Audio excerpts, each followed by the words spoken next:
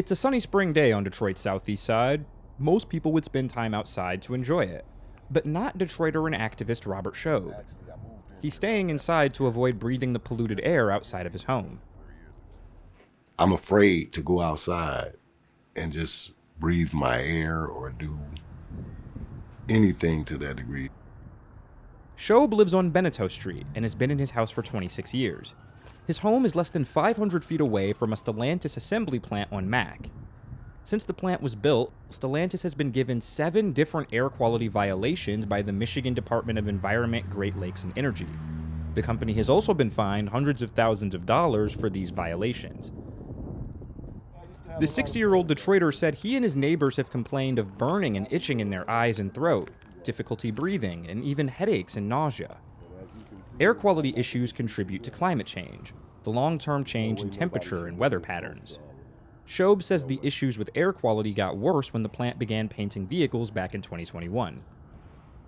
Well, first noticed a change in the air, that would have been in May of 2019 when they first started.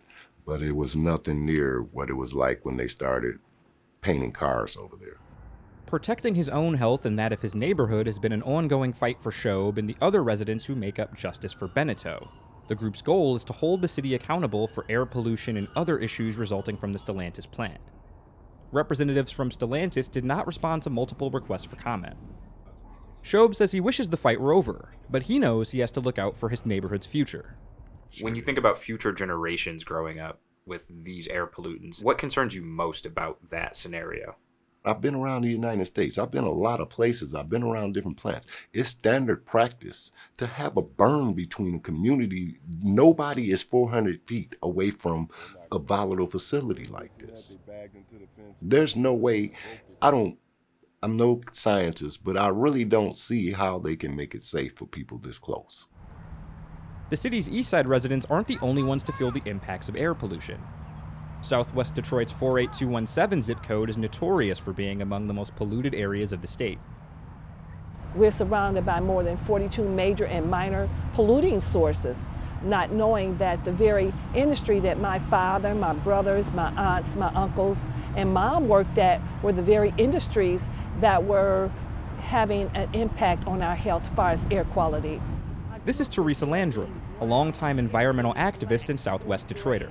Talk to me about these industry polluters. What have conversations been like trying to make them more energy efficient, make them greener, make them safer for the community? Industry is here for profit, right? We're here for survival. So it has not been an easy road to talk to them about their industry's impact on the health of the community. We have high rates of cancer, diabetes, heart disease, you name it, we have it here.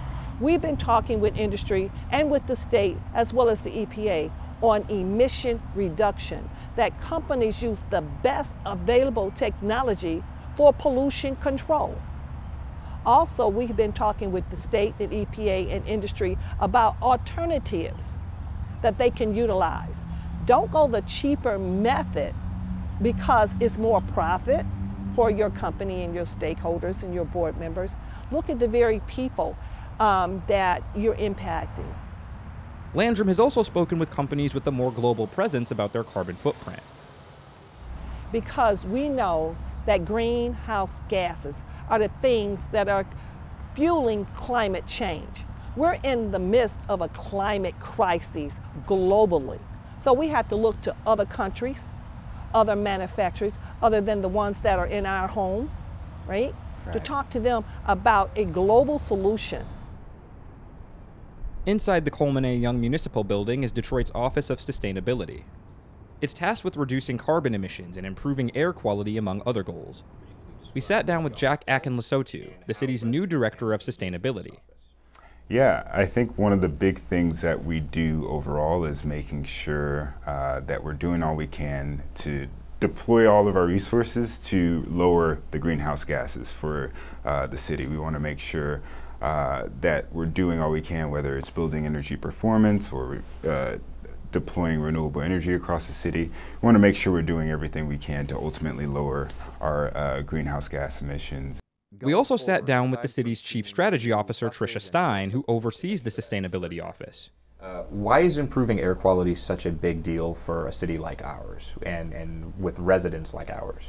Yeah, well, it certainly hits the most vulnerable residents the hardest. Climate change and air quality and our rates of asthma and public health are such that need to be addressed and make sure that we have mitigation efforts and it's applied in an equitable manner. What does improving air quality look like? Well, one of the things that our building and safety department is doing is really twofold. Is they just got a grant for some air monitors and hired an air quality specialist. So they are leaning in and figuring out what role they can play to monitor the air. Also a green buffer. We've got a partnership with U.S. Forestry to plant thousands of trees every year around the city, and the mayor wants us to target the most blighted industrial sites to ensure that there is a green buffer. If you could talk to the Office of Sustainability about what's going on over here, what would you want to tell them? The first thing you got to do is buy out the people over in here, and you've got to create a safety berm between whatever residence is left. Do a factual study of what's happening here and figure out how to mitigate it from going any further. We know they're not going to tear down a multi-billion-dollar complex for us, but the first thing they could do is get this done right over here. Watch One Detroit, Thursday at 7:30 p.m. You can find more at onedetroitpbs.org or subscribe to our social media channels and sign up for our One Detroit newsletter.